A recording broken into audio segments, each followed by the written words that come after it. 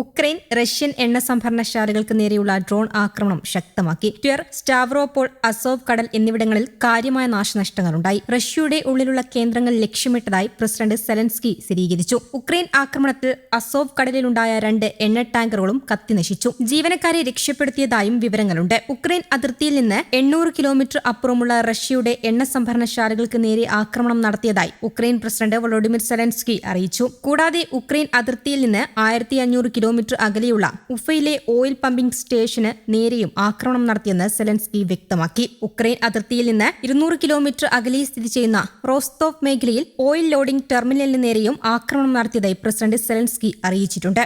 4 വർഷമായി തുടരുന്ന റഷ്യ-ഉക്രൈൻ യുദ്ധത്തിനിടെ റഷ്യൻ എണ്ണ സംഭരണശാലകൾക്ക് നേരെ ഉക്രൈൻ നടത്തുന്ന ആക്രമണം റഷ്യയ്ക്ക് കനത്ത തിരിച്ചടിയാകുന്നുണ്ട്. എണ്ണ സംഭരണശാലകൾക്കും റിഫൈനറികൾക്കും നേരെ ഉക്രൈൻ നടത്തുന്ന ആക്രമണങ്ങളെ തുടർന്ന് ലോകത്തിലെ ഏറ്റവും വലിയ എണ്ണ ഉൽപാദകരായ റഷ്യയ്ക്ക് എണ്ണ കയറ്റുമതി കുറയ്ക്കേണ്ട സാഹചര്യം ഉണ്ടായിട്ടുണ്ടെന്നാണ് റിപ്പോർട്ടുകൾ. റഷ്യയിലെ ഭൂരിഭാഗം മേഖലകളിലും പെട്രോൾ, ഡീസൽ ക്ഷാമം നേരിടുന്നതായും റിപ്പോർട്ടുകളുണ്ട്. അതേസമയം റഷ്യ നടത്തുന്ന ആക്രമണങ്ങൾക്കും യുദ്ധം അവസാനിപ്പിക്കാനുള്ള വിസമ്മതത്തിനുമുള്ള മറുപടിയാണ് ഇപ്പോഴത്തെ ആക്രമണം ാണ് വൊളോഡിമിർ സെലൻസ്കിയുടെ വിശദീകരണം. റഷ്യ ഈ യുദ്ധം അവസാനിപ്പിക്കണമെന്ന് തങ്ങൾ പണ്ടേ ആവശ്യപ്പെട്ടതാണെന്നും ഓരോ ദിവസവും കാലതാമസം വരുത്തുന്നത് റഷ്യയ്ക്ക് തന്നെ ആഘാതമുണ്ടാക്കുമെന്നും സെലൻസ്കി മുന്നറിയിപ്പ് നൽകി. ബുധനാഴ്ച വൈകുന്നേരം മുതൽ വ്യാഴാഴ്ച പുലർച്ചെ വരെ 73 ഉക്രൈൻ ഡ്രോണുകൾ വ്യോമ പ്രതിരോധ സംവിധാനങ്ങൾ തകർത്തതായി റഷ്യൻ പ്രതിരോധ മന്ത്രാലയം അറിയിച്ചു. ഉക്രൈനു നേരെ റഷ്യ 94 ബാലിസ്റ്റിക് ദീർഘദൂര ഡ്രോണുകളും 2 ബാലിസ്റ്റിക് മിസൈലുകളും പ്രയോഗിച്ചതായി യുക്രൈൻ വ്യോമസേന അറിയിച്ചു. ഇതിൽ 72 ഡ്രോണുകൾ തകർത്തതായും 19 ഡ്രോണുകളും 2 മിസൈലുകളും പതിച്ച് 13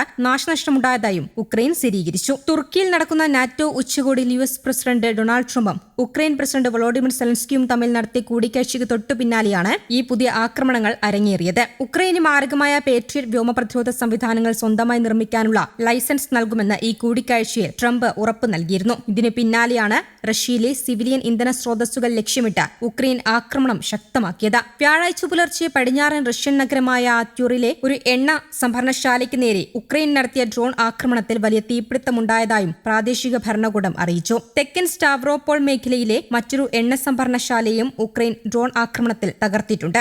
ജനവാസ മേഖലയ്ക്ക് സമീപമുള്ള ഈ സ്ഥാപനത്തിന് തീപിടിച്ചതിനെ തുടർന്ന് നിരവധി അപ്പാർട്ട്മെന്റുകളിലെ സാധാരണക്കാരായ താമസക്കാരെ അധികൃതർക്ക് അടിയന്തരമായി ഒഴിപ്പിക്കേണ്ടി വന്നു. ഇതോടൊപ്പം അസോവ് കടലിൽ ഉക്രൈൻ ഡ്രോണുകൾ 2 എണ്ണ ടാങ്കറുകൾക്ക് നേരെയാണ് ആക്രമണം നടത്തിയത്. ഇതിൽ ഒരു കപ്പൽ കത്തിയമർന്നതായും ജീവനക്കാരെ സുരക്ഷിതമായി മാറ്റിയതായും വിവരങ്ങളുണ്ട്. റഷ്യൻ ജനതയുടെ ദൈനംദിന ജീവിതം പ്രതിസന്ധിയിലാക്കാനും ക്രിമിയയിലേക്കുള്ള ഇന്ധന വിതരണം തടസ്സപ്പെടുത്താനുമാണ് ഉക്രൈൻ നിരന്തരമായി ശ്രമിക്കുന്നത്. ഉക്രൈന്റെ ഈ ഭീഷണികളെ റഷ്യൻ പ്രതിരോധ സേന ശക്തമായി തന്നെയാണ് പ്രതിരോധിക്കുന്നത്. യുദ്ധം നീട്ടിക്കൊണ്ടുപോകാനും റഷ്യയെ തളർത്താനുമുള്ള പാശ്ചാത്യ താൽപര്യങ്ങൾക്ക് അനുസരിച്ചാണ് ഉക്രൈൻ ഇപ്പോൾ പ്രവർത്തിക്കുന്നത്. മുൻപ് സെലൻസ്കി രൂക്ഷമായി വിമർശിച്ചിരുന്ന ഡൊണാൾഡ് ട്രംപ് ഇപ്പോൾ ഉക്രൈന് പേട്രിയറ്റ് മിസൈൽ സംവിധാനം നിർമ്മിക്കാൻ അനുമതി നൽകിയ പശ്ചാത്തലത്തിൽ പശ്ചിമേഷ്യയിലെയും യൂറോപ്പിലെയും യുദ്ധ സാഹചര്യങ്ങൾ കൂടുതൽ വഷളാക്കാനാണ് അമേരിക്ക ശ്രമിക്കുന്നതെന്ന ആക്ഷേപം ശക്തമാണ്. ഇതിനിടെ ഉക്രൈൻ മിസൈൽ ഡ്രോണുകൾക്ക് സഹായം നൽകുന്ന സ്റ്റാർലിങ്ക് സാറ്റലൈറ്റ് സംവിധാനങ്ങളെ ജാം ചെയ്യാനുള്ള തയ്യാറെടുപ്പിലാണ് റഷ്യ.